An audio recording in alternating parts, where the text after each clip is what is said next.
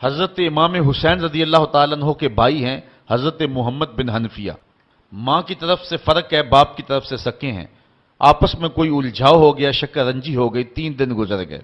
हजरत मोहम्मद बिन हनफिया ने सोचा कि इमाम हुसैन मेरे भाई भी हैं, बड़े भी हैं, फिर रसूल खुदा की बेटी के बेटे भी हैं, तो अगर नाराजगी होगी है तो मैं जाके सुलह में पहल कर लेता हूं, कोई बात नहीं।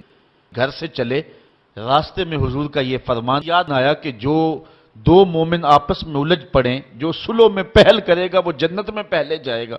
ये हदीस याद आई तो वापस पलट आए और घर में आके कागज के टुकड़े पे उनको खत लिखा और कासद के हाथ भेजा कि मेरे भाई, मैं तुझे मनाने के लिए घर से चला था, रास्ते में हुजूर का यह फरमान याद आ गया, मैं तो गवारा नहीं करता कि आपसे पहले जन्नत में जाऊं, तो इसलिए आप मुझको आके मना ले, मैं नाराज होकर बैठा हुआ हूं। तो हजरत इमाम हुसैन आए और अपने भाई मोहम्मद बिन हनफिया को राजी कर लिया।